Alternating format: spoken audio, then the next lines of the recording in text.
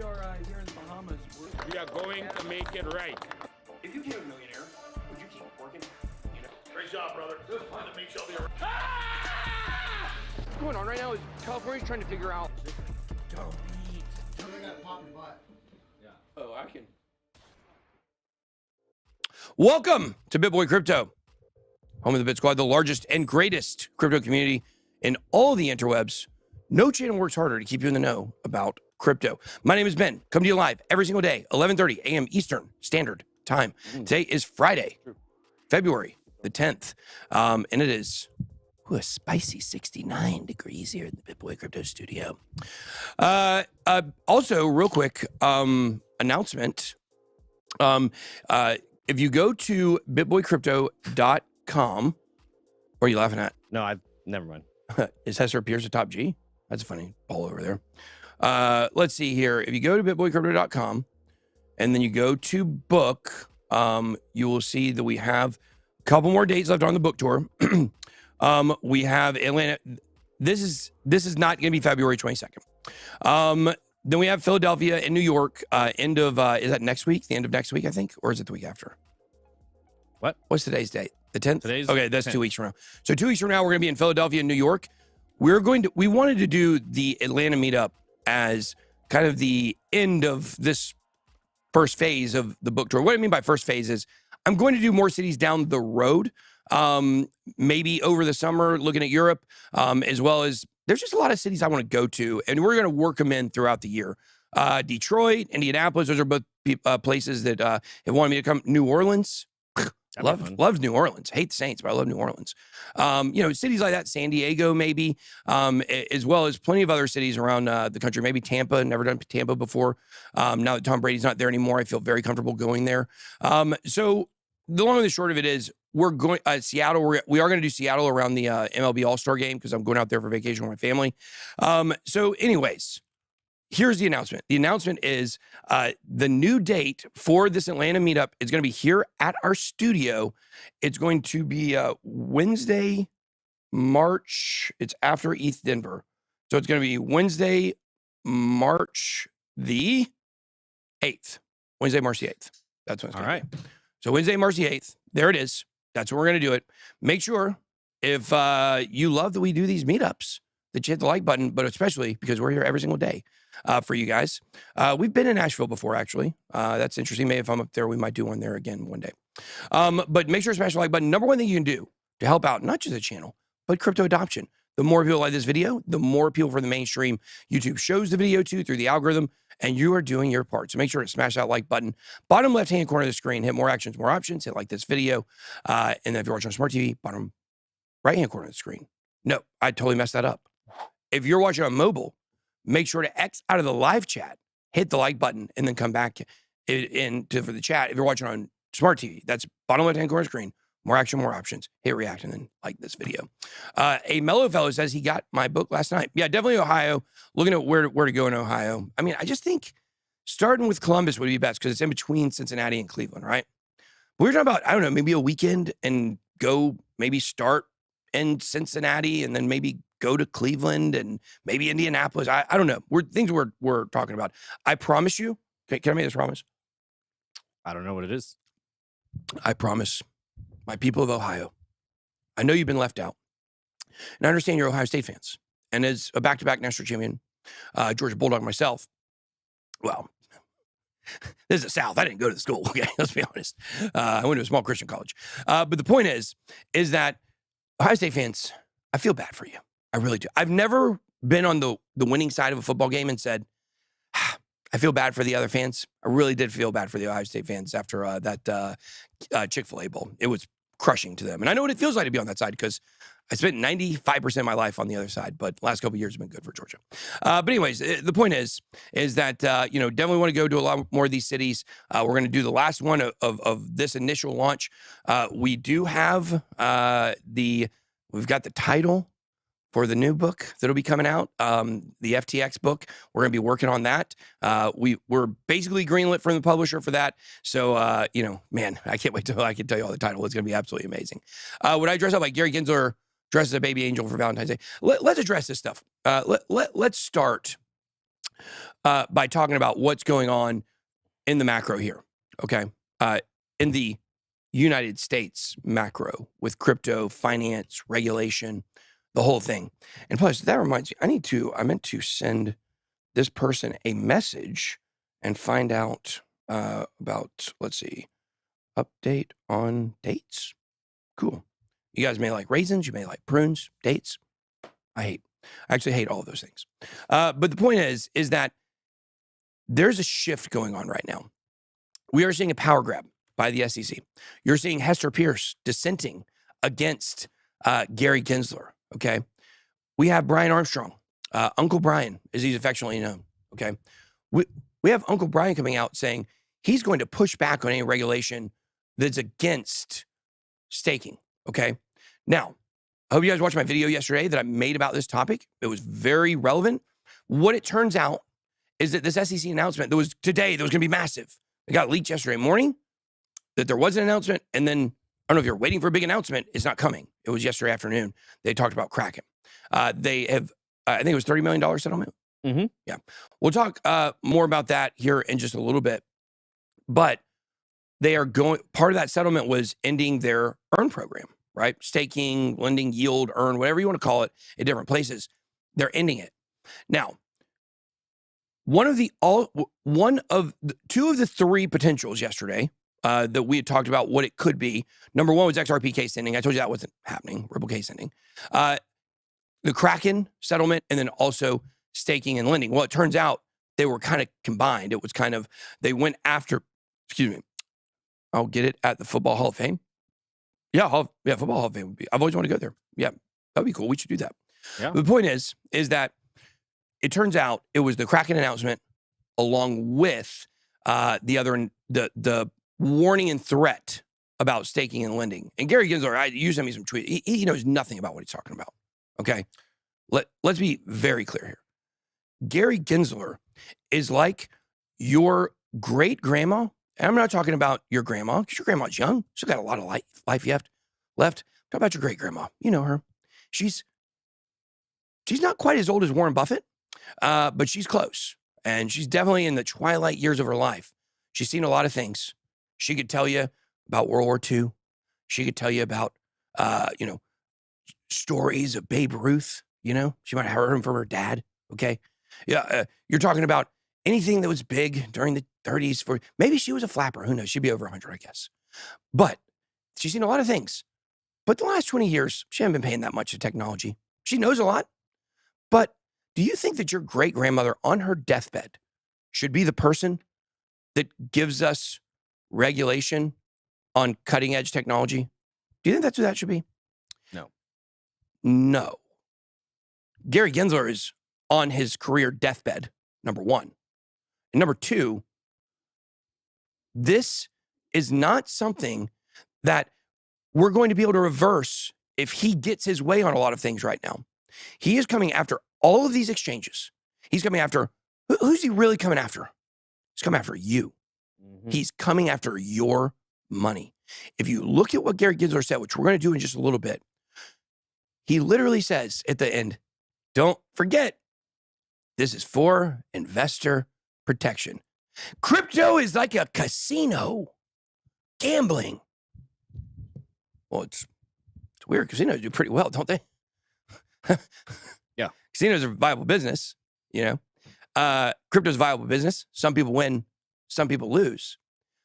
But the thing is, the elites and the TradFi people have always been playing in the casino. What they're mad about is that you've been able to enter it. Mm-hmm. You've been able to enter the casino now. And you go in and you realize, wow, this is how they were doing it. Now, wait a second. Now, at my casino at home, we have blackjack, but it's a shoe of 8 decks in a row. And then they randomly pull it and, reshuffle it before even the end of the deck. So it's impossible to count the cards. But you go into this casino. Oh, it's a casino for sure. You see the lights. You see the jackpots. You see the hookers. You always know who they are. And all of a sudden you see the blackjack table. And the blackjack table, it just has one deck. One deck, that's it. They shuffle it at the end of the deck. You're able to count the cards, know the odds, predict what's going to happen, and you can win. That's the casino that TradFi plays in. That's why they don't want you there. That's what all of this is about. This is the largest redistribution of wealth we've seen in the history of mankind. Cryptocurrency. Okay. We are going through a financial and technological evolution like we've never had before. And they don't want you in it. They don't want you to win. And when you remember that that is what this is about, you understand what needs to be done. I have a famous rant on YouTube where I said the F word. I'm not going to say it today. I said it twice on the history of this channel. It went very viral. I was talking to a family, and they're like, we love that you're family friendly. It's like, yeah, sorry about that one time. They were like, it needed to be said. Here's something that needs to be said. In that rant, I went after Sam, and I went after, well, the guy with the glasses too. But I went after Brian Armstrong because the rumor was Brian Armstrong was right in there with him on the regulation stuff. Turns out maybe that wasn't true. Here's the problem, Brian. The problem is you play both sides of the fence. Come out today and you tweet saying you're going to fight for crypto and you're going to go against, you're going to push to make sure that staking is able to stay because you like to appear that you're for the small guy. And yet, you've done things along the way that contradict that constantly. You talk a big game, Brian, but can you put your money where your mouth is? Can you fight for the people other than to call Sam a criminal 3 weeks after it all came out? You had to know that was going on. You had to know there was something wrong there. Where was the call out beforehand? If you're really for this industry, Brian, then be for this industry. Don't be a fair weathered fan because that's the way that it appears. And I can tell you this, Brian, fighting of the regulation, we have the answer here at BitBoy Crypto. We have the answer. We have it. People are going to find out about it. Let me see if I got that message back. Let's see here. Oh, I did not receive a message back on that. Something else. Very soon, we're going to be making waves all across crypto, all across finance, all across Washington. It's coming. There are waves, but we can't do it alone. We have the BitSquad. We're the largest and greatest crypto community in all the interwebs, the strongest, the ones that fight, patriots, if you will. And that's not a political aisle reference. People that love this country and they want to fix it here. I don't want to move to Dubai. My kids are not good at cricket. I know it. They're not good at cricket. They play baseball. Daughter plays tennis. I don't know if they love pickleball over there. Her coach says it'll mess up her swing. Okay? I don't want to move out of the United States. I want to stay here. Gary Gensler doesn't care if I move. He'd probably prefer it. He doesn't care if you move. He would prefer it because the banks win. Well, I'm here to tell you, we're standing up against these people and we're going to continue to do it. And Brian, it's time to put your money where your mouth is. It's time to stop giving lip service and it's time to make stands on things. Not tweets, not opinions, but roll your sleeves up. You kind of look like Mr. Clean already. And let's get to work, okay? Everybody's dancing around the issue. Everybody's dancing around. People are saying, well, the SEC, they're coming out strong on this. They're doing that, what are we going to do about the SEC? The SEC should not matter. The SEC should not matter. We have gone through a transition where Gary Gensler has hijacked our entire industry. Gary Gensler, number one, he's a pussy. I just want to get that out there right there first and foremost. This guy, he is worthless. He's like the gum that gets on the bottom of your shoe and you can't get it off. That's what this guy is. He won't tell you what's really happening. All he does is he takes his orders from the banks. He worked at Goldman Sachs, for God's sake, okay? We literally have a banker running crypto. I told you they would not do it from the outside. They would come to the inside and try to break it up from in the middle. Gary Gensler, well, he is the center of that. He is the heartbeat to traditional finance, and he has to be removed. Hester Pierce finally spoke up after over a year of not saying anything. Good job, Hester. Let's make moves. Let's do it. Gary Gensler has hijacked our industry. These are not securities, folks. They're not securities. They're not securities. Look at the library case. Anything you're trading today, it's not a security. They already said it. Gary, you've already lost. You've lost, Gary. Okay? It's time that we get a spine. Brian Armstrong gets a spine, and let's go at these people, and let's turn this into, what is that movie? What's the one? What's the movie? I don't know. The Departed. Nope, not The Departed. That's a good one, though. What's the plane? The plane, the presidential plane? Air Force One. Let's Air Force One this mug. Let's Harrison Ford. Let's go and kick the door down where the pilots are, and let's pull Gary out. And let's put people in that care and that want to see the best for crypto. We've gone from, oh, who's in charge of crypto? It's Gary Gensler. That's who it is. Is that what you want? No. We got to stand up against this guy. We have the answer, and it goes around the SEC. The SEC will not be in charge of crypto, period. They don't get to make that decision. They don't get to come in and take our magic internet money and say that falls under our jurisdiction. The laws don't match up at all, but you know what? We're just going to say that it does because we're that powerful. Gary Gensler's a snack. He's the gum on the bottom of your shoe. I couldn't imagine having to be his twin brother, Robbie Gensler. Right? Could you imagine having to be a twin brother with that ugly lizard person looking, cul-de-sac head wearing, large, double nostril breathing so he can get extra air in there to support his reptilian blood?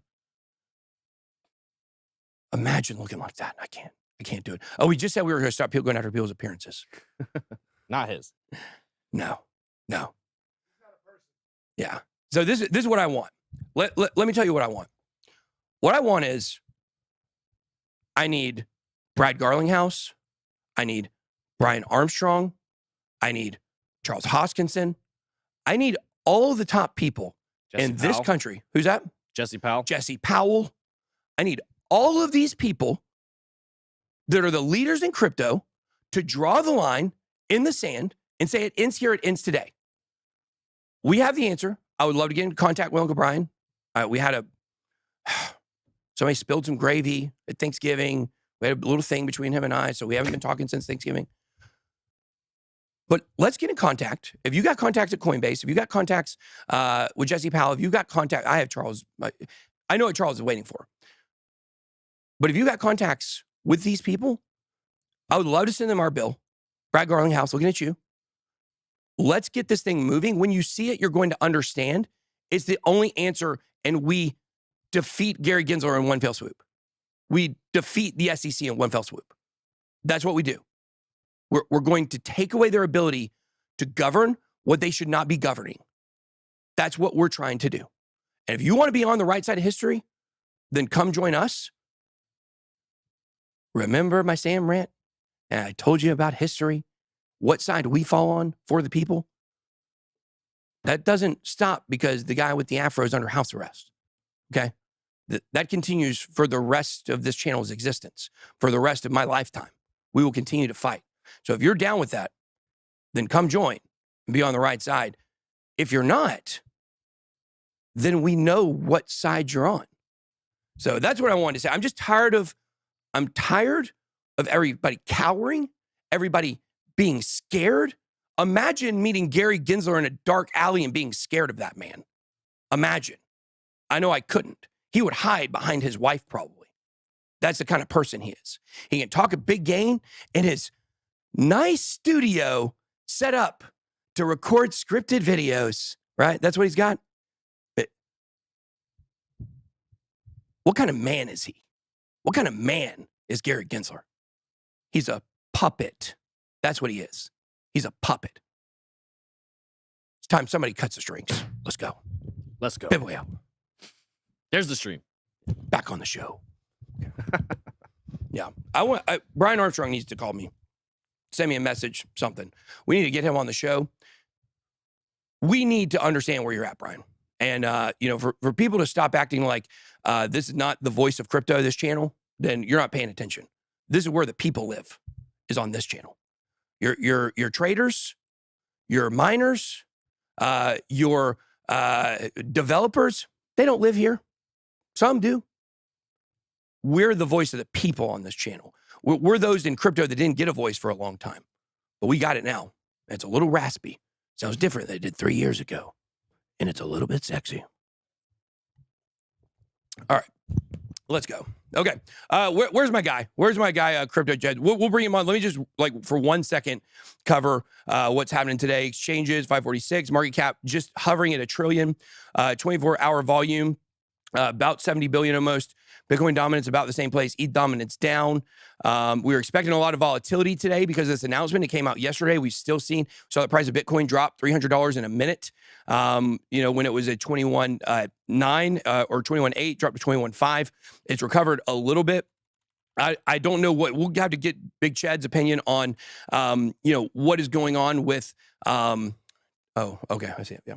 We'll have to get his opinion on what's going on with the market volatility. We were actually messaging yesterday. I said, man, what good timing for you to be on the show because we thought this SEC announcement was going to cause the volatility. Now that that's already came and went and it wasn't a big deal, and I started thinking already the price was going to be a little baked in, we'll have to find out what the charts are saying. So top gainers of the day, Rocket Pool, Hedera. We have our portfolio video today. We're going to be talking about HBAR is our only coin that's up today, and why we're kind of in a tough position with that. So check out that video a little bit later. We still have all of these coins pumping. These AI coins for the week, 62%, 58%. Trying to get Ben Gertzel on the show. I want to, Ben Gertzel, you're my friend. I'm going to start calling Ben my friend. I feel like we're friends. We met a couple of times. Aren't you friends with... I didn't go to his kid's birthday party, but... Don't you like most Bens, right? Most Bens? Yeah. Yeah. Most Bens are cool. Yeah. Sam Bankman-Fried, his middle name is Benjamin. Very sad about that. Very sad. We actually have a group on Telegram called Ben Dow. Yeah. It's literally only people named Ben. I think we got 70 members. Pretty cool. Just saying. All right. Let's let me get my thing on here. I want to plan on ranting. Most of the time, I don't plan on ranting. The day of the Sam tirade, I knew I was going to rant for sure. But I'm just tired of this stuff. There's already one Vince Foster. Isn't he dead? Didn't he die? When he on one of those lists? I don't know. Okay, all right, here we go. Let me pull up there it is. Oh, look at that. Chad, can you hear us? Yeah, what's going on, man? Not much, man. We're just, ranting and raving over here is what we do on the channel. Trying to, push back against, overarching government control. Am I right? You didn't hear me. I was cracking up. I was you cracking were? up when you're going on your rant. Yeah, totally. Yeah. It was really good. Is that what the people in the audience do? They laugh at me, you think? They crack up? I didn't laugh with you. I mean, gum on the shoes, Yeah. double nostril, lizard face. Yeah. You know. Well, it's all true. Well, look at your face. We can't look at it. I'm doing you a favor. I love it, man. I love it. So, and then you had actually sent me one of your audiobooks. Yeah. You got, that's a poster back there, right? I sent you Trading Wisdom. I listened to the whole Trading thing. Wisdom and Trading Quotes. Trading Quotes too, yeah. Yeah. We're just having fun. Congrats on your book too. Congrats on thank that. You, yeah, thank you. It's doing absolutely phenomenal. So appreciate the support. We go back about a year. You and me were having some beef. Yeah. We kind of look forward to where we're at today and, kind of in agreement about where the market is. And we talked yesterday about the volatility. Well, the SEC, the leak of the announcement turned out to be the announcement. And so we didn't see the big solo announcement today that should have moved the market. And yet we did see a lot of volatility to the downside in like a 10-minute candle. What do you think we're still going to see a lot of volatility today? Or do you think because that announcement was already made that kind of stifles that? And first of all, it's great to talk to you. Thanks for having me on. Yeah, it's easy to fight with people on Twitter because you It just is. assume that they're trying to fight with you. So it's good to just kind of just hang out. Historically, we've been around for a long time. When Bitcoin goes down on any kind of news event, that's typically an opportunity to buy, right? Because you get that longer term uptrend. I'm not really like when I look at the chart and I think about it, I'm not really thinking about all those overhangs. I mean, obviously the powers that be are going to try to stop Bitcoin, right? Right. Decentralized finance are going to kind of stop it from grabbing the market share, that unbanked money, all that stuff. So I'm just really looking at momentum and can we continue to build a rising support level? The chart, the price has made some nice strides here in the last few weeks. We pulled back a little bit with the announcement, or maybe just because it needs to pause and consolidate. So I tend to spend less time thinking about the why and more Right. on what the new data is, as it comes in, kind of thing. Yeah, I mean, the old, show me the charts, I'll tell you the news, kind of deal. Yeah. And so it's good that we've got people with that perspective. And then, of course, I'm really fundamentally events driven, that they matter, but they don't always play out on the chart the way that you would think that they would. Like, for instance, the Genesis bankruptcy. I mean, it got baked in because they talked about it for 6 weeks. So it didn't have a big impact like people thought. So do you have some charts? Yeah, sure, man. Yeah, let's check out some charts. Let's see some of your work here. Yeah. Oh, you're a day mode guy. I like it. I'm a day mode. Some people are like, it's blinding me, But hey, by the way, guys, we'll put Big Ched's Twitter profile in the live stream in the chat, so you guys can go follow him. One of the greatest traders on crypto Twitter. Really kind, man. Thank you. Plus, I'm on Twitter at YouTube, Ched's Trading. We all saw how the price topped off. We had that double top, with the April high, the November high. And I try to use the metaphor. You think about like a trend. If it's a red light, kind of goes orange before green, it's kind of turning around a little bit. And if we kind of recognize after we really started to break down, we had all these like bounces rejected. They're called mean reversions or relief rallies. People kind of think about it that way. And boom, and we could never get above this daily, the blue line, right? A simple moving average, equal weighted 200 period. And we've now reclaimed that. We're up above that. But just before that, there's some really interesting or important context, right? We have the 150-day range, right, where the price consolidated, and we broke down from it. And the sky was falling, and we finally got that panic bottom in late November, right? I call it the U shape. It's the U shape. That's the same shape we got in November of to November 2018 to January 20, or I think actually it was to February 2019. It looks a lot like that. It really looks a lot like that. And we had kind of a gentle, kind of a double rounded bottom here. And you can draw your peak around 18.5. But very simply put, what the price did is it established a price floor right around 18K, right? So when we lost it and we bounced and we rejected there, you're really looking, very closely at that level. And then when we bounced again, we really should have rejected here, right? In January, just based on the idea that lost support becomes resistance, right? And just affirming how important a level that is. So now we flipped that level and now started to close above that daily MA200 for the first time. Look where it rejected in March when it had that beautiful bounce. We're above it now. So we're in kind of a different mode, right? We have, technically speaking, we have evidence of weakening bear momentum, right? So you have this beautiful move, 50% move off the bottom, more or less, and kind of climbing towards a really, really big level. May 12th, I remember I was staying at an Airbnb and, they were picking up the trash in the middle of the night and it woke me up, right? And I saw this price drop. There was Tether FUD. By the way, any day you get a Tether FUD is usually a good day to buy, right? You've seen that, you know that, right? Yep, absolutely. So, and that marked a big kind of a lower wick. It was an overreaction bounce. May 12th low. Look where the price rejected there in the middle of August, 25.5, right? It's really even more easily seen on the weekly chart. So we see in the weekly chart, we see that May 12th low corresponding with the bounce there in the middle of August. That lines up with the weekly MA50, the weekly 200. So that's a big level. The price can get above that. The bottom's probably in. What's that number at? 25.5K. Okay. 25, the May 12th low, middle of August, and then you'd clear that weekly MA200 and the weekly MA50. It would just be all these obstacles cleared at the same time, kind of making this just a big level bend. And you can say, head and shoulders, there's your shoulder, there's your head, maybe you do a shoulder, here's your breakout, and kind of go from there, right? That's the level you're watching. I'm not saying we're going there, but we're in a mode where we're back up above the level that we need to hold, the level that we flipped, really the 18K level. And we've for now paused, at 24K level. And so the question is, with any kind of a bounce, You know, after you set a bottom, now you're looking for the higher low. Is it here?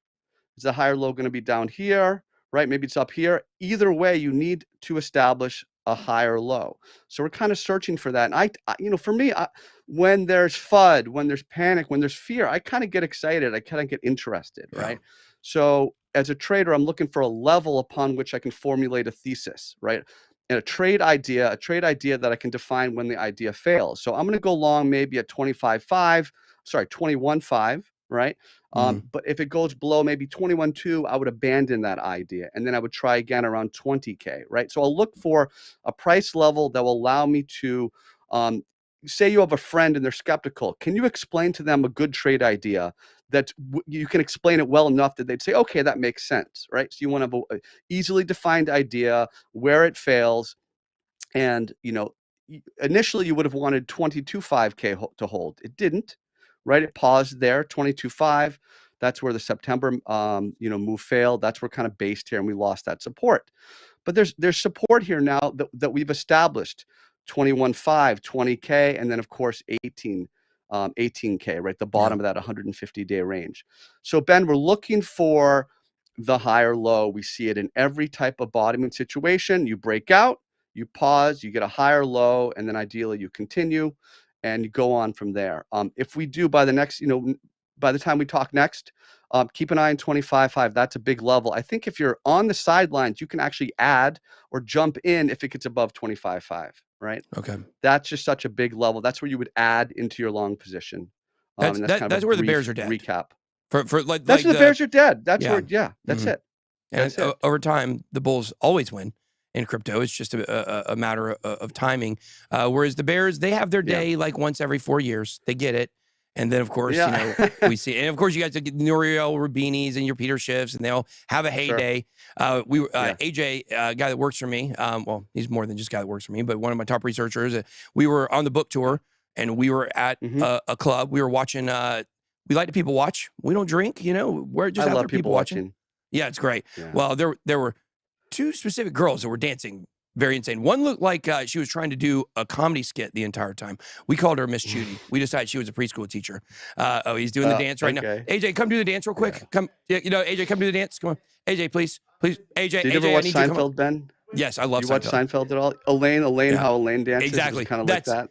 Yeah. No, that was the second girl. The first girl was dancing comedic. She knew she was comedic. Elaine thought her dance was good. I see. That was the second girl. She was doing a lot of these. Yep.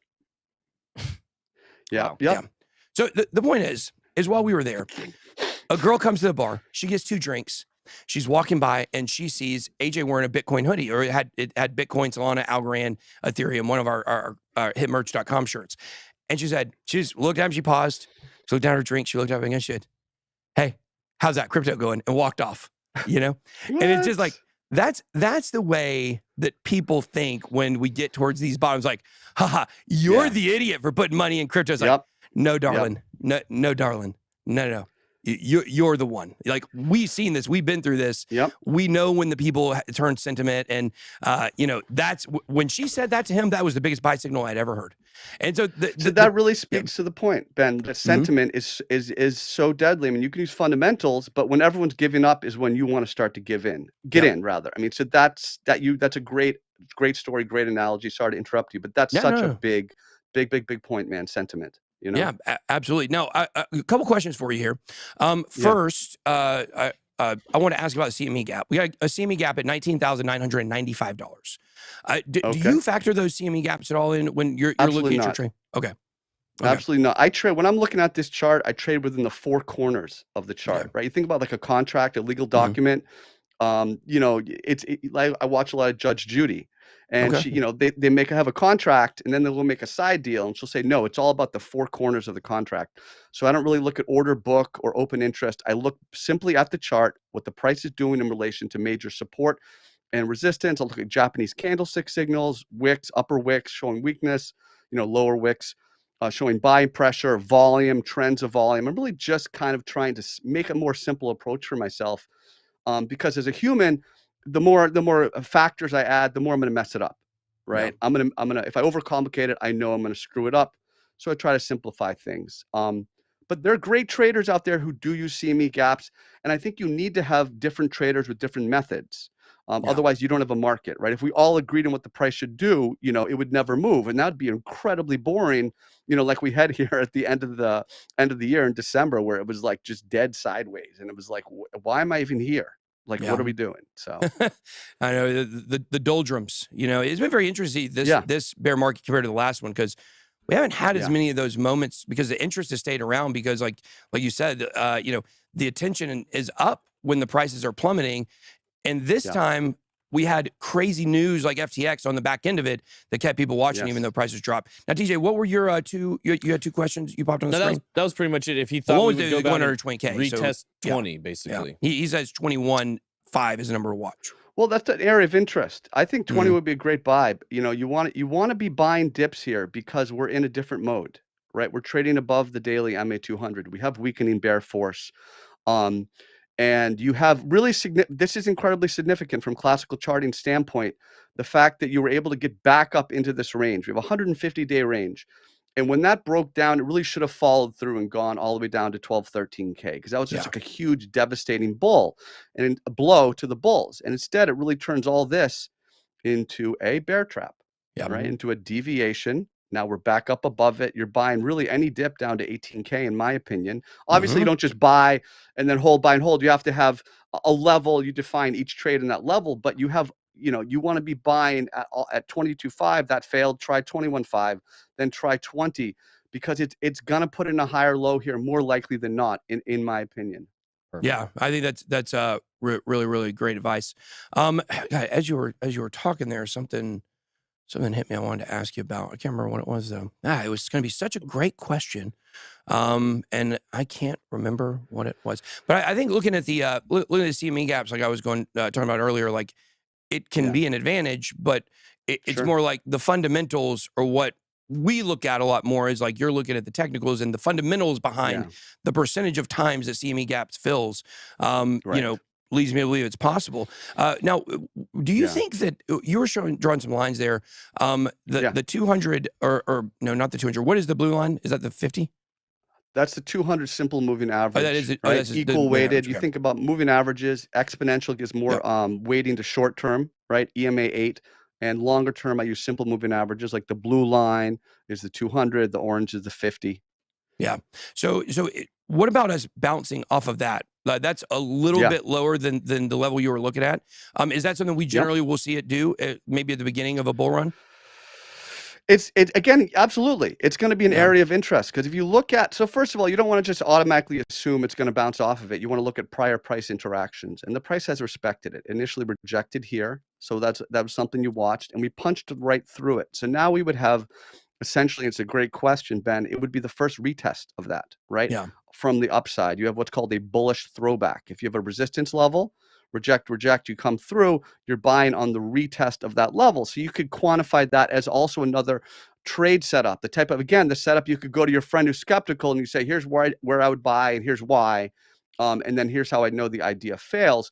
If you're going to use a moving average, you want to use your stop loss based on some type of a horizontal though. So if it, like you tagged it at like 19.7, you'd have to give yourself some type of level, maybe right around, you know, 19.4.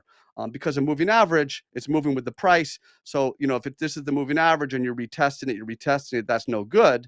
But if you use kind of a horizontal level as your stop loss, again, you're defining your risk, right? Every time you put your hard-earned money, this is hard-earned money. We don't have money to just throw around, right? We need to define our risk at every opportunity. That's how we survive. That's how we get the experience. That's how we build up the muscle memory to keep staying in this game. And we want to stay because we know the long-term trend is up. We know Bitcoin's a threat to the powers that be. You talked about that earlier. You know, we're not listening to Charlie Munger, who's 99. Why do we care what he has to say? Or our grandmother, you know, like you said. So you want to survive. You want to stay in the game, define your risk. But that's a good point. I think that the daily MA200 would also be a level to trade on. Now, sometimes I'll lose my train of thought and I'll ask a separate question than the one I wanted to, and then I'll remember it. Here was what I was going to, it was really a comment. And we'll kind of end, you know, this segment here with your opinions on this. I've really enjoyed this. I learned a lot on this stream from you here today. So definitely I definitely want him coming in on at least once a month for sure. Like you add a lot of value here. I'll be around, brother. Yeah, for sure. So here's the thing. When you drew the line, you said, hey, you know, this was a bear trap. It was the deviation. And you said it should have fallen down much further. And that's why a lot of people, including myself, had the $10,000 to $14,000 range marked. We said this back in April and May. We said we think that'll be around the bottom, 10 to 14K. But we didn't get there. Now, here's my theory, and I'd like to get your thoughts on it. I know you're a technicals guy, but when we look at what happened there, and this is why it was so important that we reversed course and said bottom was in based on the timing of the situation, not on the number. If we'd waited for that number, we'd be stuck like a lot of other people. I think if you look at Celsius and FTX alone, between those two exchanges, prices fluctuate. They had $7 billion worth of Bitcoin themselves. If you look, one of those is a secret wallet that Sam has. It's very well tracked. It's very obvious that he was taking customer funds and putting it there. And then you look at all the other exchanges. You start to factor in how much Bitcoin is on insolvent exchanges where people can't sell. And who's the number one demographic for selling? Retail investors. It could be upwards of $10 billion worth of Bitcoin, not on leverage, one-to-one Bitcoin in spot accounts that cannot be sold. And I think that's why the chart didn't seem to make sense on that drop. What are your thoughts on that? Yeah, I mean, it's a very interesting theory. And of course, also, you know, like a lost hard drive, a lost thumb drive. I mean, you know, that's one of the best things. And I'm a terrible fundamental analyst, but I understand scarcity. I think that's one of the things Bitcoin is going for it. You know, let's talk about like a perma bear. And people called me a perma bear, and I was, because the price was bearish. You know what I mean? But I had to pay attention, Ben, when we got back up above 18.5, right? I took a long at 18.5. I tweeted it out because you had to go long because the price recaptured a really important level. Prior to that, I was expecting it to reject. And I've been actually targeting 12K for a long time. You know, when I was looking back in like April 2022, I was thinking that we would test 30K, lose it, test 20K, not a lot of support. And I was looking right here, and I tweeted it out a bunch of times. We didn't already get there. And we didn't get there. And I could have stayed married to that bias. I could have stayed stuck and said it has to go there. And I refuse to admit that I'm wrong. But you can't be like that. You have to, when the price pivots, you have to pivot. And so you presented a very plausible theory of why it did that. And what's fun is we can sit around, we can have a cigar, and we can hang around and come up with all these interesting theories. But like, what's right or what's wrong? Can you put your camera back on, by the way? You just put your camera back on if you don't mind. The people gotta see that. So you can continue. So it's like, good. Yeah, so it's like, you know, we can there's so many, it's with fundamentals. I can hear two really smart people make two really great points. And at the end, do we even know who was right or wrong? It's about the price, in my opinion, where I come from. Is that really filters it all out? Does it hold support, or, you know, or not? So again, it's a wonderful game to be part of. The fact that the powers that be, and you really elucidated this quite well in your intro, the powers that be want to hold it down. That makes it more interesting to me. The FUD makes me more interested. The panic makes me more interested. And so I pay attention to that. I pay attention to price drops and news events. I pay attention to price drops and big sentiment freakouts. And long term, that usually pays off. And that's going to continue to be my approach going forward, more or less. Yeah. Well, I think when people look for whether it's trading advice or just advice on the market, not financial advice, of course, but when people are looking for, you know, the way that the people that they follow and they look up to and they get educated by handle these types of markets, it's so important, in my opinion, that they look for people who are willing to take in new information and change their opinions. And that there's a lot of guys on Twitter right now whose entire accounts are basically depending on whether we hit 12K or not, because they have gotten so married to that idea. And you got to be willing to pivot. Because look, I have said since November. Well, we actually said back in May, we expected November to be the bottom after midterm elections. It hit. Within a couple of weeks, we said, looks like that was the bottom. What's going to happen if all of a sudden we plummet and we're sitting at 15,600? Like, I'm going to have to say, like, okay, guys, well, I was wrong. I'm taking new information. It looks like now we're definitely going to go down maybe that range. You got to be willing to pivot based on the information. All the information now is telling us that right now it looks like the bottom of the market was in. Where are we going from here? How bullish is this going to bull trap going to be? Will it actually turn out not to be a bull trap? I mean, most likely it will on some level. It'll come back down and retest lower levels at some point. But you got to listen to people who've been around this market and have seen this multiple times. That's where you get the most valuable information. And Big Chet's trading, definitely one of those guys. You guys check him out on Twitter. His Twitter account is tagged in the live stream chat. Really enjoyed it. I'm gonna have them reach out to you after the show. We want to get you on a regular occurrence appearing here because, man, I just orange you glad you came on the show is what I have to say. Yes, man, absolutely. So, well, great. I'm glad we buried the hatchet a while back and things are all good between us. It makes me pay attention a little bit more to the things you say and get it more credibility because I like people that like me. So human nature, yeah. Just like them a little bit better, pay a little more attention. But anyways, thanks for coming on the show, man. And thanks for sending me your book. You guys can check out his books. I'm sure on Twitter he can direct you on where to get those. Thank you so much for coming on. We'll talk to you later. Peace. See you. God, what a freaking good second. Man, I'm fired up now. Man, I'm fired up. Also, guys, we would like to thank Big Chets for coming on. But in addition, we would like to say thank you to I Trust Capital for supporting the channel. You guys can check out the link down below in the description. Bitcoin IRAs. Right? Yeah. To learn more about crypto trading in your retirement account and gaining huge tax advantages, ways to protect yourself. Thank you to I Trust Capital.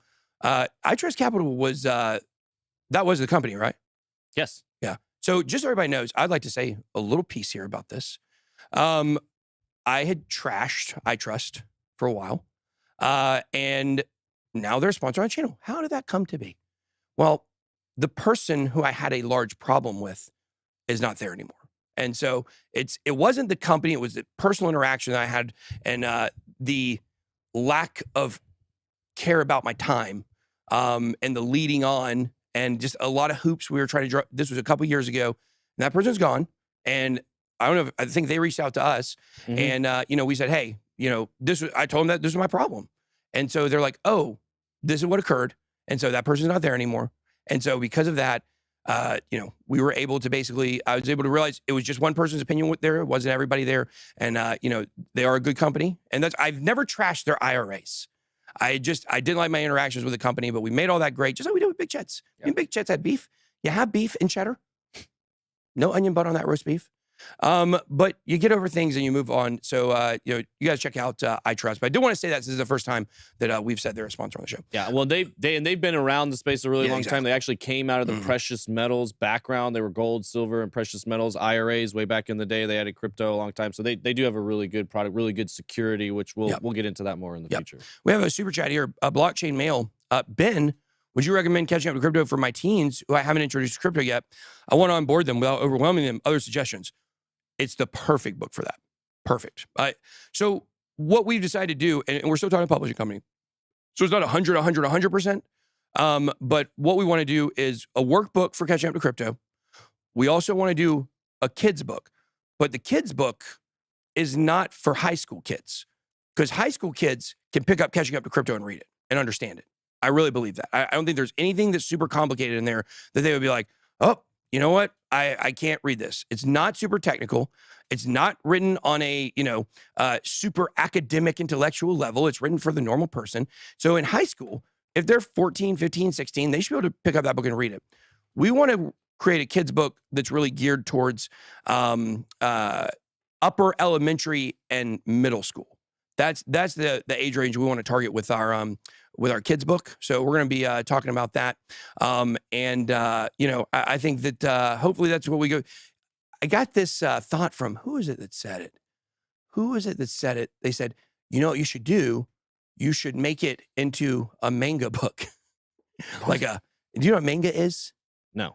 I think you said mango. Manga. I think it's like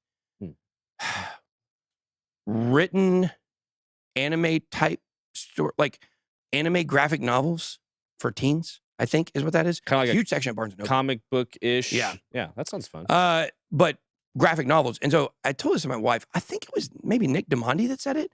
And I told my wife, I was like, Nick DeMondi wants to make it like a manga book. She goes, oh, a graphic novel? Yes, that's exactly what you need to do. I was like, dang it. Dang it, hun. You know? So we'll see what happens there. What's that super chat? 1 second. Eddie Parrott can't afford the book. Thinks degenerate leverage trading. Well, the thing about that is, you never know. On the next candle, you may be able to afford it. I don't know if he can't afford it because of his trading or because he's always super chatting. Yeah, that's right. Hey, if you took that $4.99 super chats you send, just saved them up for 4 shows, you'd have enough for the book. Any chance of getting it translated to Portuguese? We've reached out to the book publisher today or this week about time to bring back the BitBoy character. Yeah, we're looking at that. But we reached out to them about the foreign language books. We should get an answer on that soon. The success of the book determines how many foreign and demographics and locations of the, geographically of where people bought it will tell us what foreign languages to translate in. I will assume Spanish will get done. I sent in the test for the audiobook, waiting to hear back from them so I can get in studio and record the audiobook as well. So all that's coming. Super excited about, everything we have going on with the book, catching up to crypto. And of course, the next one will be about FTX. Yo, Ben, I'm 16. Your book is awesome. This is from Venom XL. Yo, Ben, I'm 16 and your book is awesome. I'm not sure if other teens would like crypto normally like me, but your book helps a lot when I show some of my teen friends. But to be honest, a more advanced one would be good too. So, okay, cool. Yeah, mangoes are pretty good. I don't like fruit. Wendy said, you don't like fruit? Any fruit? I like bananas. Of course. That makes sense. Yeah. Got him. Stop monkeying around. Okay. Look, I knew you liked bananas before I said that. Yeah. So I walked you right into that. You did. Yeah. Good job. Wendy said instead of a fruit cake for Christmas or for something, she was going to give me a veggie basket because she knows I hate veggies. Joke's on you, Wendy. I don't like fruit either. Okay. All right. Let's move on. Twitter buzz real quick. We'll have to run through these. Yeah. The show is just devolved into like, let's just hang out and chat about what's going on, really, and then we cover the news at the end. It's a lot different than it used to be, and I think it's good. People like it. Twitter buzz. Jim Cramer, I've never been more worried about Google than I am at this moment. And look, I do want to remind you guys that of what I said on Twitter several weeks ago, and people laughed about it. Maybe it was last week, about Jim Cramer when it comes to the stock market. He knows a little bit. Not a great hit rate, not a disastrous one. Take more credence to what he says about stocks. Use what he says about crypto as a reverse indicator. So that's what I would say about that. That's like people come in and say, oh, use BitBoy as a reverse indicator in crypto. Nobody looks at crypto more than me, guys. For years and years and years and years, multiple videos every day. We missed the top on some things. Yeah, sure. That was years ago. Okay, at this point. But we told you buy Ethereum at $80. We told you buy Cardano at 5 cents. Like, let's be a little realistic here. Just like Big Chad, he did a tweet where he was like, oh, BitBoy's bearish. It's time to go bullish. That was back in January of last year. And, he at some point was like, well, looks like you're right. And that's actually the tweet that we ended up, I showed it several times. We ended up talking about and burying the hatchet or whatever. But guys, that's not the way it works with stocks with Jim Cramer. That's how it works with crypto. When he says something bearish, think bullish, and then vice versa. Canada adds 150K jobs in January versus 15K estimate. Dang. What? That's a big difference. That's a 10X. Jeez. What? How is this? How is this happening? I think it's a lot of fake numbers, I think, because that was the only, there was a clip I was watching when people were complaining about the real estate market, how nobody can afford houses up there anymore. And all they kept talking about was, we added this many jobs. We added this many jobs. We added this many jobs. It's like, it doesn't matter if you're adding median income jobs and people still are priced out of homes. So I don't know where they're getting these jobs, what they are. I know there's a big push right now on digital IDs up there, which is pretty scary. Basically, you're getting forced on them. So yeah, that's a weird one. This is, I thought this would be, you were talking about that. Oh, gosh. Oh, I'll show it after. Yeah. We'll go to do the next tweet, and then I'll show it. Miles Dusher. How are you supposed to say that? I like him, so I'm not going to make fun of his name. Dutchner? Dutcher? Dutcher? I don't know. Duetsker. I don't know. Where's he from? Is he from America? I don't know about those crypto banner guys. I don't know where they're from. They're not all from the same place. I know that. Yeah. Crypto will survive with or without the U.S. Absolutely. Smart countries will take advantage. Whilst the U.S. is left behind. Another whilst guy. We looked at a whilst guy yesterday.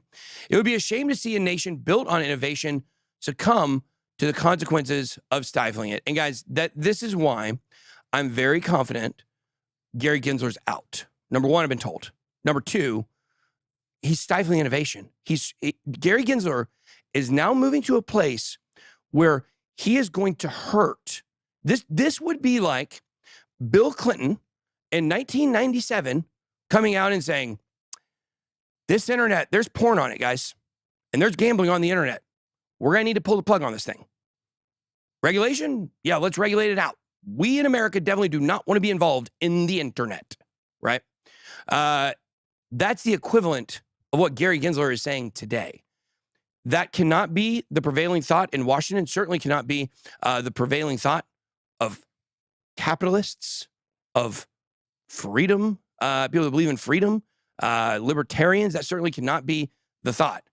You've got, 1 foot from the grave monger and, right behind him, Warren Buffett talking about ban crypto. Let's do what China's doing. We love China. Kind of weird, isn't it? Yeah, they have incentives to love China. Ray Dalio, too. A lot of investments over there. Yep. So what we're seeing right now is temporary. We're not going to see the stifling of innovation in America. But, it is definitely something that, it is a concern for a lot of people. And I got to think, here in America, we went out. The great thing about America, one of the great things is we can actually start way behind everybody else. And we can catch them very quickly when we get everything in a line and we're ready to move forward. Crypto, kind of in the middle on for many, many years. Now we're going to get regulation coming. It's going to be smart, I believe. It's not going to be a nightmare like people think it's going to be. Brian Armstrong, call me. Let's get this thing going. But the fact you can get the number from our great grandma. She's not dead yet. Okay. But the fact is that we're not going to see stifling because this is the biggest thing ever, or not ever. I mean, I guess it is technically because it's bigger than the internet because there's more people in the world, but I digress. You don't want to be like that Times article back from 1995 where they said people will never shop online. We're not going to see that here. We will catch up once we get things in a line, and I have full faith that that's going to happen. So it's not the end of America yet, okay? One day it will occur, just like the sun will go out, but it is not there. So look at this. This is one chart showing the Canada housing market.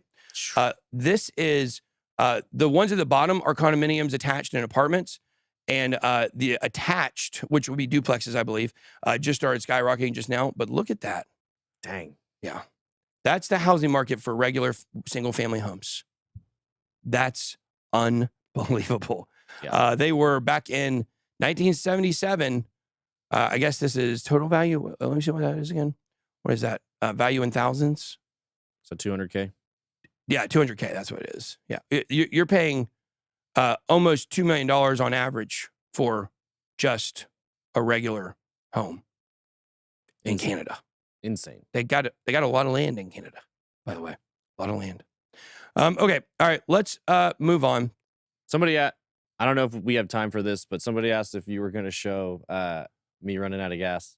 Oh, yeah, for sure. Let's do that real quick. That's the real Twitter buzz. That's the real Twitter buzz. He calls me yesterday. Listen. TJ calls me and I'm like, oh man, it's after hours. What does this guy want? I'm going to talk to him, I guess. I just pulled up in the driveway, in my garage that I can now pull into because I got, moved in and the garage cleared. And he says, I think it's going to be okay, but I just ran out of gas in the Lambo. Yeah. So here, we'll show the video. Shaming you, TJ. Misread the gauge. Gauge is a little tricky. Yeah. Oh, man, that's pretty good. That's pretty good. You guys make sure to follow TJ on Twitter. He doesn't really post that many great tweets, but, you want to support the channel, so make sure to check out at @hitnetwork_. That is TJ's official account. Now, so anyways, yeah, that's to be fair. You want to go down and show the gas gauge? Every time I show the gauge to people, so this is what happened. It was low when I picked it up from the shop. It had been flashing at me all day. We had to get a tire fixed, and we had a little pain on how to screw out. Yeah. It had been flashing at me all day, like, you need to get gas. And I'm looking at it, and I'm like, yeah, it looks like there's about a quarter tank there. Like, no big deal. I'll get it in the morning, whatever. These cars always are telling you to get gas way before you need to get gas. And I'm one of those people that probably, like, this is not the first time I've run out of gas before. A lot of people have never run out of gas in their life. This is probably at least the third, maybe fourth time I've run out of gas in a car. Running out of gas and getting running out of gas and getting your tags. Yeah, my tag. These are the two things. My that he tag is struggles with. literally expired right now. A cop pulled up behind me the other day and ran my tag, and he's like, you need to go get your tag. It expired 3 or 4 days ago. Yeah, I figured. Yeah, so that's hilarious. It is. Yeah, these are two things that I just, for whatever reason, I'm usually they don't on top seem to of line stuff. up with TJ's like who he is. No, those two things, like he's careless about his tag and he's careless about gas, but yet I'm on top of a lot of other stuff. Yeah. Yeah. Oh yeah. But scroll down a little bit. So can you see where I think I posted the gas gauge? Yeah, I'll click on CryptoFace because I put it underneath because he said he's done it before too. So here here's the gauge. So you see the gas meter right there. You see the 50% line. You see that red line. That just doesn't ever go away. That's empty on empty on empty right there.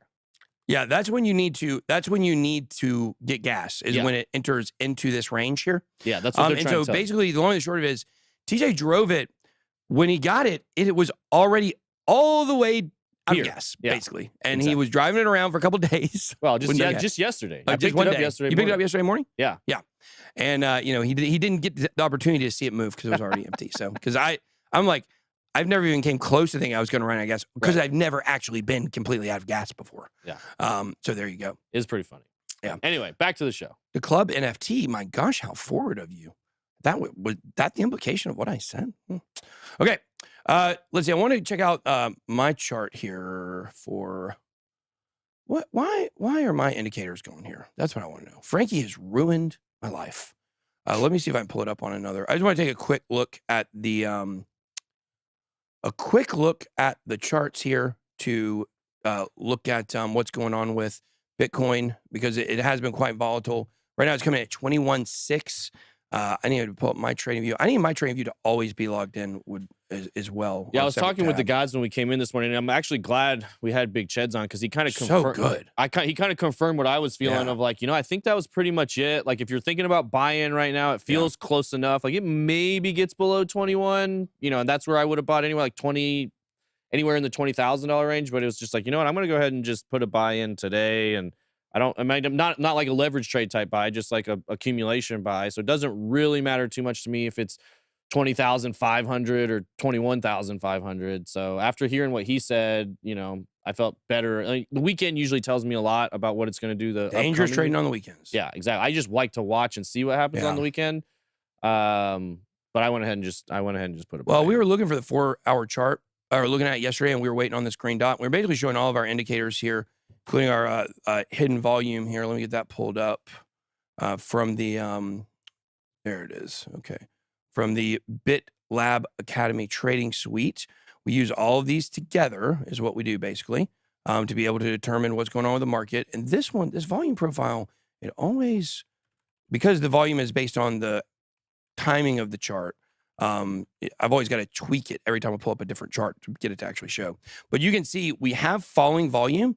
We got the green dot that we were looking for yesterday for confirmation to make a trade. We have this showing, we're in the blue, showing there's a bottom here on the, I did it again. I can never remember what this one is called. Why? I have no idea, but I never can. It's not the market intelligence. What is it? Let me pop it out. It will show. It is significant movement, right? Significant movement. There you go. That's it. Does it say that somewhere? Or you just remember? No, I just remembered. For some reason, I cannot remember that. I just can't. I don't know. So we look at those two indicators. We look at the RSI down here. It's pretty low. We're waiting for something kind of maybe uncharacteristic to happen here to get out of the yellow wave. I need to get in and change that tomorrow so it's a different color so it shows up a little bit better. But we're waiting for confluence. We're waiting for confluence to determine what we want to do. And right now, on the 4-hour chart, even though yesterday we were looking at maybe some things that might be bullish, like there's just really nothing about this here that says, hey, I think we're ready to stop dumping. Price went down to 21.5, recovered. I guess if we make some higher lows, let's look at the hourly chart. See if maybe we're looking for any indication here. Nope, still bearish.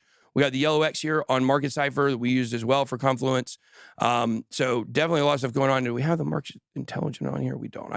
I'll not time to show that right now. But basically what I was looking for is I'm waiting for a place to take a trade on the account for the channel And so I just don't feel like right now it's where it needs to be. He said, look at 21.5. So I think that's probably what we'll do, because I do want to kind of show people our thought process behind our trades. And so let's go ahead and we'll put that in, and then we'll set a tight stop on it. Let's see here. Trade. We'll go. Now, if you guys want to sign up for BitGet, of course, you guys can do that. That's not what I wanted to do. You guys can do that by checking out the link. There's some deals for you available.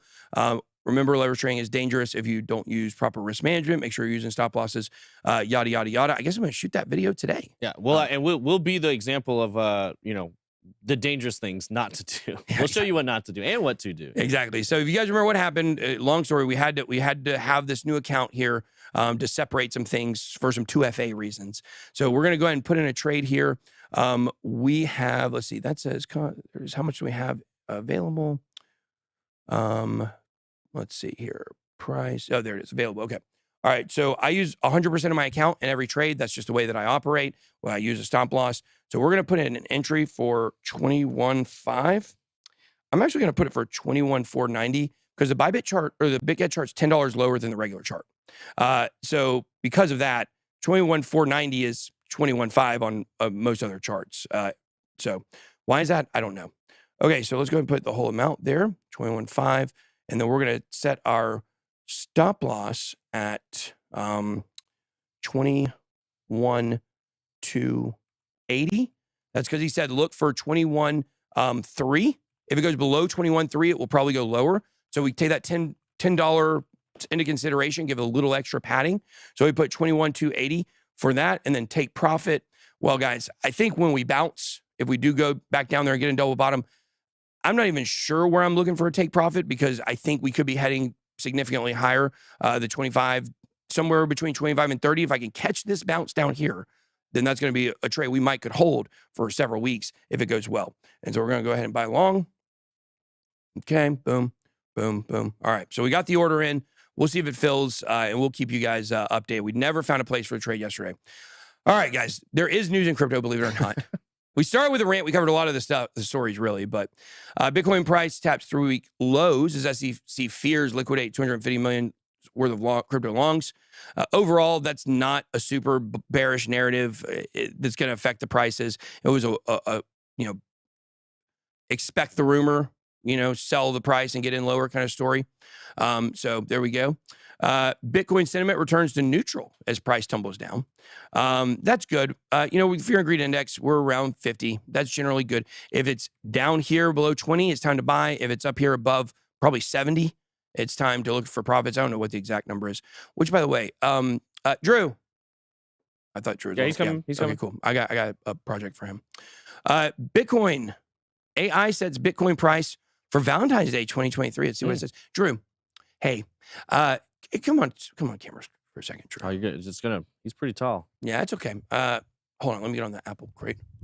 Okay. Yeah. Just take 2 steps backwards, Drew. There you go. There you go. Same height. Yeah. That's not bad. Drew, how are you doing? Excellent. Oh, Ooh, fantastic, actually. Just one. You knocked my book over. Drew's one of my researchers. He does live stream in the morning. You guys know sometimes. He helps get everything ready in the morning. I just wanted to have a video idea, and I want you to go work on it. Okay. What I want to do is I want to actually, we've been saying this 96% of CME gap number for a while. You should pull up the CME chart on the daily, and I want you to go find every single gap in the history of the daily chart. Okay. And then let's figure out how many have not filled, what numbers those are, and then how many are above, and let's get the exact percentage of those that have filled today. Okay. Perfect. On the daily chart. Okay. And then I want to turn that into some kind of dynamic chart going forward, graph going forward, to where we can always have that updated. Nobody has this. Gotcha. Thank you, Drew. That's why we're the best. Also known as Prepper Crypto, guys. Prepper Crypto. Check him out. Twitter and Rumble. Yeah, you check him out on around or Blockchain Basement as well. What was the super chat? Our read-only API services, Coinly, CoinLedger, and CoinTracker safe. Sketched out, linking my cold storage wallets to API, but I may need to for tax purposes. It depends on if they're read-only. If they're read-only, then they can't change anything. Somebody can back that up and say if there have been instances where that's not true. 3 commas, man, we got to do it. We got to throw them under the bus. Yeah. 3 commas is dead. 3 commas is dead. The way they handled that debacle, we were actually in talks with maybe working with them in the future. on some trading. You know, I've used them in the past for API. We talked about them on channel very early on in my career, but they mismanaged that situation. It was a hack. A lot of people lost money. They tried to blame the exchanges. It was them the whole time. It's time we have some good competitors for 3 commas rise up. But the reason why that API was dangerous linked to your exchanges is because it wasn't read-only. They could actually go in because you would put changes on the platform on 3 commas that would make changes on your exchange account. So it had to actually interact with your account. That can be dangerous. Be careful. Make sure the company you're working with there you really trust. And it's just like anything else. Not your keys, not your crypto. You know, you want to have a crying eye, just hand over your API. That was good. Bars for days, guys. Bars for days. Okay. Let's see what they say the price is going to be. Let's see. They believe the price will trade at exactly where it is right now. $21,632 on February 14th. Not looking so great for those of you that wanted to see me dress up like Cupid if we got a $2,500 ETH. So there you go. Bitcoin mining difficulty hits all-time high, but Bitcoin price drops to local lows. Yeah, guys, this is such a stupid freaking title. Why? Here's the reason. Like, a local low is not significant. Nope. A local low compared to the price of Bitcoin is not significant. For years and years and years, when we saw all-time highs for hash rate, we saw all-time highs for Bitcoin. That changed. We saw all-time highs in hash rate. It just shows you mining industry is taking off. It doesn't need the price to move in order to be successful. It does cause it to move, but mining's here no matter what. Big corporations are taking it over. And the fact is that, you know, we're going to see mining continue to increase even if price decreases. But this story here, it hits local lows, but mining's at all-time high. Yeah, guys, we were just on a pump a couple of days ago. So not that significant. All right. Mississippi passes laws protecting Bitcoin miners from discrimination. I love this image. This is from Adobe stock. I used this one so many times back when I used to edit my own videos. So there we go. Mississippi laws protecting Bitcoin miners from discrimination. Because look, guys, like just because someone looks like a nerd, it doesn't mean they're a nerd. Okay. And that's really what this law is going to protect. If you're walking down the street and you're a Bitcoin miner, it's very obvious. I mean, because I tell you, we had a guy that tried to steal some money from us from one of our projects, and he looked exactly like you would think he looked. You know, he definitely looked like a Bitcoin miner for sure. So that's all I'll say on that situation. But guys, we can't have hate law. We can't have hate crimes against Bitcoin miners. See what it says. The bill dubbed the right to mine. Oh, this is not harassment and discrimination. This is about the mining industry. Yeah. My bad. I take back everything I said. Obviously, that was a joke. The bill dubbed the right to mine will protect Bitcoin mining from discrimination in the state while recognizing the activity's ability to boost the economy and stabilize the grid. Now, guys, the #1 Bitcoin mining state is Georgia. We have CleanSpark here, as well as some other companies been Bitcoin mining for a long time. Last year, at one point, we had over 33% of all the hash rate in America. I don't know if that still stands today with all the stuff going on in Texas, but I know we are a huge player. Yep. Guys, we got plenty of stuff down here in the South. Miner Mine is another big company that's here. Miner Mine. Yeah. Hey, what did the Bitcoin miner say to the group of people? What's that? Nothing, because he was minding his own business. Oh, yeah, got that one from a 6 or a 7 or 8 year old girl in Minneapolis. It was very funny joke. She was very confident when she told that joke too. Yeah, amazing. All right, Kraken. Obviously, Kraken stops Ethereum staking. Fined $30 million. Kraken, one of the biggest crypto exchanges, have been forced to stop providing staking services after paying a fine of $30 million to settle with the SEC for operating crypto assets. This is what we talked about in the beginning. We really went deep into this. One of my better rants, I think. Mm-hmm. But it wasn't a rant. That was a message to the people, is what that was. I think that's mostly because if I had to guess, the staking part of their business is not a significant part of their business for Kraken. It's probably much more significant for Coinbase, the Earn program. Or Gemini, like they had almost $900 million in there. So this is just a cost of doing business. I think like fighting it legally would have cost them a lot more than $30 million. So they just said, sure, we'll pay the fine. We'll get rid of it. That's what they all do. Yeah. And that's the problem. Yeah. We need people to fight back. And this is, like you said at the beginning, this is Brian Armstrong's time to step up. The Winklevi, Tyler and Cameron Winklevoss, they should have some pull against this. We need to start pushing back. Yeah. Oh, I did that. I already said that joke one time before. I couldn't remember if I did. You might not have been on the show that day. It was such a good joke. I want to give the girl credit. It's a good joke. It's a great joke. So here's what I'll say on this. I think something to consider here. You're right. Most people get a slap on the wrist, which, by the way, I've been ears to the ground trying to hear what's going on with a couple other situations in crypto. I believe one of the most significant cases going on right now for crypto influencers, of course, people who do what I do, is what's happening with Ian Bellina. I will tell you from what I've heard, they're very confident that he's going to win that. And that's going to send a lot of reverberations over the space as well. Crypto, but not guaranteed, but they're confident. That's what I'll say. Crypto 420 says, "Hey Ben, thank you for everything and you and your team put together for us daily. Quick question: which one, in your opinion, should I get into first, OP or ICP?" Oh, that's a good question. I think I would say OP, only because I think ICP has already had a great performance from its bottom to where it is today. And a lot of that, it had much more ground to make up. Optimism wasn't even really around. I don't think it was around at all in the bull market, in the last bull market.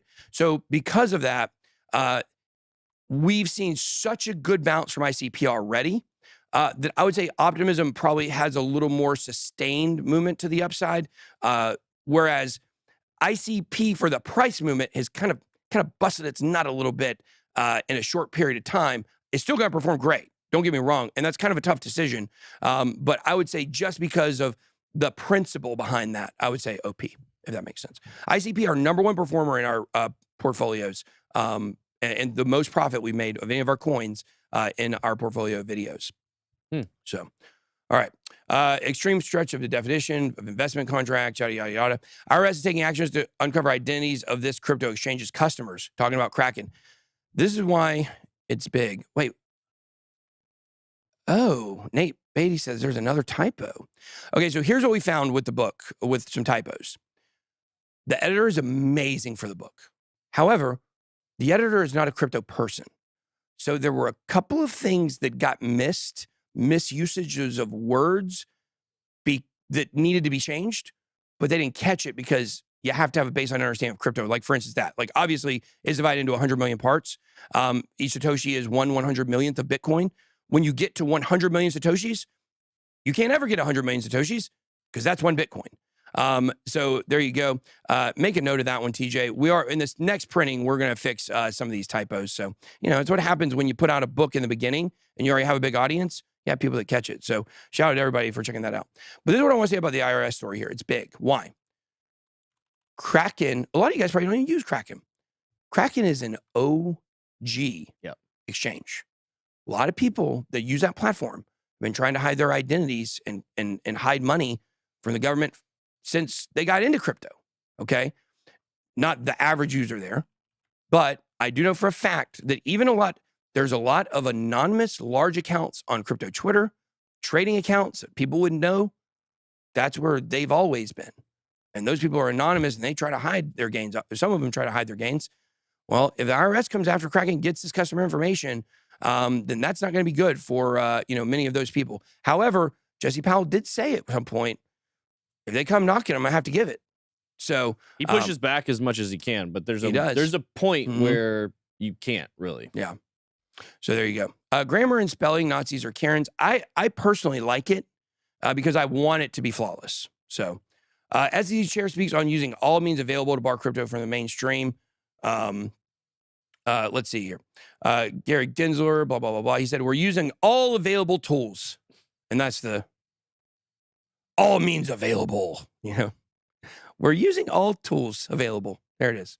Let's see. We're talking directly to market participants. Remember this, guys. Remember the biggest lie Gary Gensler ever told.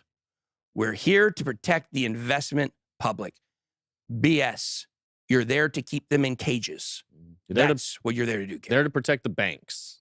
Yeah. No one person in the history of crypto has harmed more investors than Gary Gensler. That's a fact. That's a fact. And the fact he hasn't done his job and created guidelines, that's what's going to do him in. That's why he's done, guys. He hasn't done his job, and he's still not doing his job. Matty C says, I've been in crypto for 2 years and love it.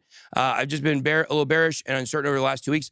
If you just got in crypto in the last 2 weeks, That's the way you should have been feeling at the time of the market. Your message today was just what I need to reassure while I'm here. You're the best. Well, thank you. Appreciate the support. And we're here for the investing public, though we can't give you financial advice. Though it's okay for someone to tell you that there's a deal somewhere and you can use a coupon. You can use a coupon and get a discount if you go use this place. Is that not financial advice? Feels like financial advice to me. I'm just saying. A House divided. SEC Commissioner Pierce tax agencies fines against Kraken Exchange. Somebody brought this up recently. They said, where's Hester Pierce been? And I brought the point, you want to talk about your boss all the time, every day. I hope not here at BitBoy Crypto. Hester Pierce has been she publicly criticized the agency's fines against Kraken, calling the approach paternalistic and lazy. I tell you what, it's time for a female commissioner of the SEC. Has there ever been one? I don't know. Let's see. Has there ever been one? I don't know. Let's see. Female commissioner. Hey, this could be a good angle. I like this angle, actually. I like this angle. Let's take advantage of people that are woke and let's get them out. What's that? Looks like maybe in 55. 55 what? 1955, Mary Lovelace. She was on it, but she wasn't she was the chairman? She was appointed to no, not in 1955. No, they born in 1955. Oh, born in 1955. Okay. So no, I was about to say in 1955. I mean, she was a chair. She wasn't a commissioner. Women were barely allowed to pick their own food choices out then. I think they didn't. Women couldn't vote until the 80s. I think, right? No, it's not true. That was a joke, guys. But the fact is that is why not? Why not Hester Pierce? Why not get a female? I would say this: the Biden administration is sexist. For sure. They're bragging about giving all these women jobs. What about a woman female SEC commissioner? Who can get behind that idea? This way we can get Republicans and Democrats on board. Okay. All right. We're not even really doing a show today, guys. We're just talking. Let's see here. That's a pretty good narrative, though. I like it. Maybe we should start that movement. Just saying. After Kraken, these crypto companies could be targeted by the SEC. Let's see who they're saying. Let's see. Coinbase targeted, maybe. Coinbase, unlikely. Their chief legal officer says probably not coming after them. Why? Well, they know. They're in talks with them, you know? I'm sure they know probably who they're going to go after and what they're going to go after next. Who's next? One rumor has already come that they're looking into Paxos from the New York Financial Services. I have heard that. And Circle, actually. Yeah. Let's see. A second largest stablecoin, USDC, could also face a Wells notice. There you go. Those are the two companies. Wells notice and Circle. There you go. And possibly, well, that's it. I mean, it's basically saying here. Well, Paxos they've already gone after them. Oh. Mention John Deaton's connect to Congress, Crypto Law US. John Deaton's connect to Congress, Crypto Law US. Crypto Law US is his handle, I think. Yeah, I don't. No.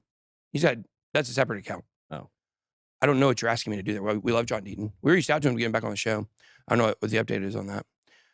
So, all right. Let's see here. Moving on.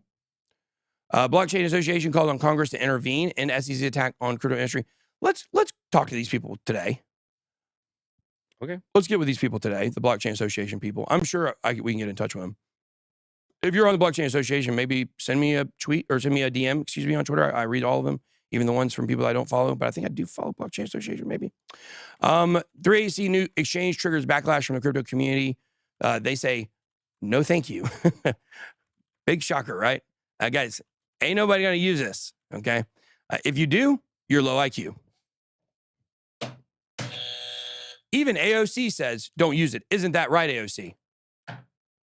Yeah, sorry. Don't want to put you in a bottle. Genie in a bottle? In a bottle? AOC? Anybody remember Christina Aguilera? Genie in a bottle? How about that? I guess... Gary Gensler, he's trapped in a bottle. You just rub that lamp. Maybe we can get him to come out.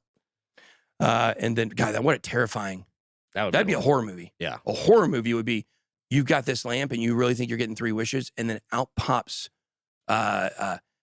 Gary the Genie Gensler. He'll come out and say, I have all power, but I won't tell you any of the rules, any of the parameters. You don't know if you get 3 wishes, if you get 10 wishes, what kind of wishes I will grant, what wish if you ask for, I'll just kill you. Yeah, that's how he would do it. Now, I didn't tell you about that wish that actually I get a percentage Right. of the wealth that you just occurred. You know what I said at 99. Actually, I'm gonna take all of it. Yeah. Thanks. You actually have to pay me per wish. Per wish, you pay. Right. And then I'll think about granting it. however the wish comes out, later on I might change the rules too. Right. I could come out and say, hey, it's fine that you want to be a professional athlete. But, you know, didn't put in the fine print that I was also going to give you a super incredibly small salary. So that was a bedazzled reference for anybody that gets that. Voyager users will need Binance US accounts to get their money back. Well, we already knew that. This is the same process for what FTX was taking it over. Let's see. So Wednesday's the 15th, I think. Yeah, Wednesday's the 15th. Yeah. That will be that'll be the day that we find out what's going on with Celsius, and then on the 22nd, we find more about the vote for Voyager to be taken over by Binance US. So big dates coming up for those. You know, if you were in on those, could you imagine if we got some money back? No. Binance deploys ZK snarks on proof of reserve system. So there you go. Now I tell you, there's some really, the guy Samurai on Twitter, he talks a lot about ZK snarks and how in reality, nothing that we're doing is really DeFi. The only DeFi that actually exists in a true form would be through ZK snarks. Yeah. So Everything's going to zero knowledge very soon. And who invented that? Who invented zero knowledge proofs? I can't remember. Silvio Macaulay from Algorand. The godfather of modern cryptography. MATIC demand skyrocketing at $1.11 with nearly 50,000 wallets buying in. Polygon's been on a roll lately with internal developments, driving MATIC's price upwards. Guys, watch the nuclear arms race between Optimism and Polygon. I don't know if Arbitrum's going to be a serious competitor. We've heard about it for years. I think they've got an airdrop coming soon. Yeah, maybe? they won't really say, but yeah, I think so. I think it could be a serious competitor. From what I know from the developers, like I remember talking with Craig, you know, he does a lot, he works with a lot of different developers, and he was telling us when we were very first starting to use MATIC and bridging, he's like, yeah, MATIC's great, but you know, the devs are really all about Optimism and Arbitrum. So whenever, it'll be interesting to watch when it comes out. There's going to be a lot of zero knowledge plays. Obviously, we've talked about Mina protocol a little bit, another zero knowledge, you know, application builder. I think I'm looking at that niche specifically pretty heavily, not as much looking just at layer 2s, but looking at zero knowledge plays. You know, they could be pretty strong. Yeah. But you never know. Yeah. So this was back in 1988. Silvio Macaulay here, you can see. Somebody said it, they said it was somebody, George Santos. Well, he definitely created some specific, maybe it was the ZK roll up. No, definitely not roll ups. I think it was just the zero knowledge proofs is what it was that he created. I would have to look it up. He won a Turing Award, you know, so, but I mean, it's like, you know, everybody says, you know, Alex Mashinsky invented VoIP.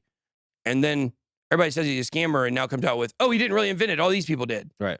Who invented what? Who invented the wheel? I don't know. You know the guy? Definitely not. Man. DeFi TVL increased 26.82%. We're seeing more interest in DeFi. Throw the X up if you're in the XRP army. Ripple CEO on recent positive global regulatory developments he finds energizing. Man, come on. Brad, let's make this happen. Brad's another guy that should support my bill 100%.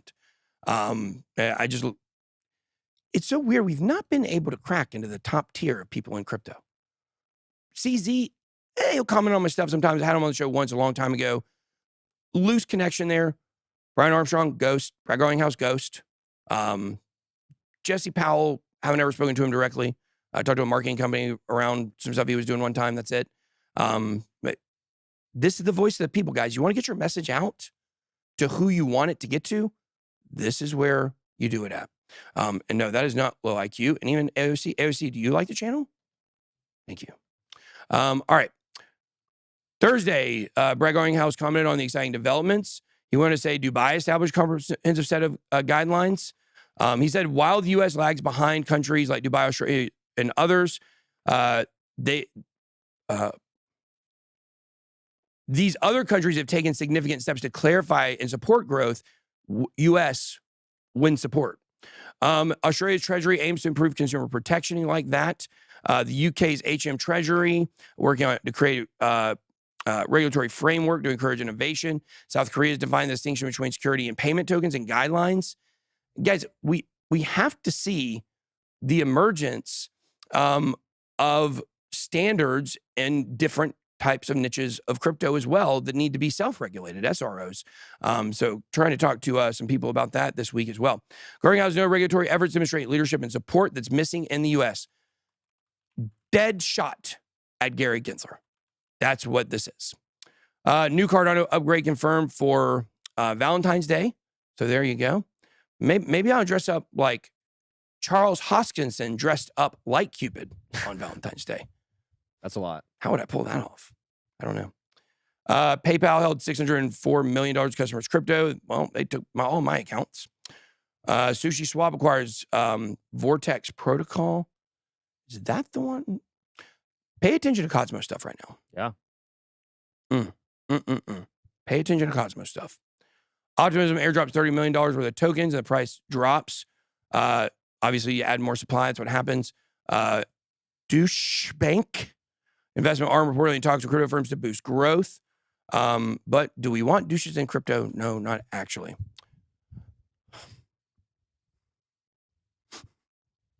I'm okay. All right. Do we have any questions? Crypto Stevo wants to know if we would do a how-to staking and delegating video or stake video. Like I'm assuming he's talking about like on-chain, like wallets and where to stake stuff. Yeah. Haven't we done that before? Well, no, he's asking for a stake video. Best stake in the world, in my opinion. A lot of people are going to disagree with this. Huddle House. Huddle House. Yeah, that's Uncle Tim. Uncle Tim. He's like, well, I mean, he was selling best that stake in the world under $20. Yeah, exactly. He walked it back a little bit. I love Uncle Tim. Prime 120 in Woodstock, solid stake. Okay. I would go there. My favorite stake in the world is the STK. It's a nice chain. Yeah. Kind of like Roost Chris. A little more modern. STK, bone and fillet. It's only $80. I've had $1,000 gold encrusted steak before at Nurset. It wasn't good at all. However, the golden crusted baklava is the best dessert on planet Earth they have there. But anyways, the point is, that's it. Bone and fillet. And I've found consistently a bone and fillet is the best tasting steak, in my opinion. There are some other good cuts as well, little known ones. But you know what? What would we do about this? What would we do about, we've always talked about doing something kind of like Dave Portnoy, where he does with the pizza. You know what I'm talking about? A review, yeah. Pizza review, yeah. I want to do wings, obviously, because I'm a wings connoisseur. Yeah. Okay. But I thought, my son Blake, he eats Takis every morning and every night. Really? Like, he's obsessed with hot stuff. He's 7. And he thinks it'd be funny to do, like, taste hot stuff and do reacts to it. I wonder if there's a way we could do, we wouldn't have to do that many. Where would they live, though? Maybe on Madden's channel? Ooh. Yeah, actually, that's a great idea. I think so. I'll talk to Matt about it. We're recording today. So, bone in. That's Cowboy style. Dang right. All right, guys. That's all I got for today. I'm dead serious about this stuff for these, Brian Armstrong, Brad Garlinghouse, Jesse Powell. Let's get a united front here. We all stand for the same things. I think Brian does. I know the other guys do. Let's push this stuff forward. Let's make a movement.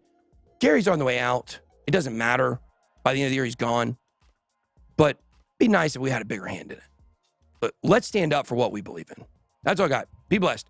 Have a great weekend. Bye-bye.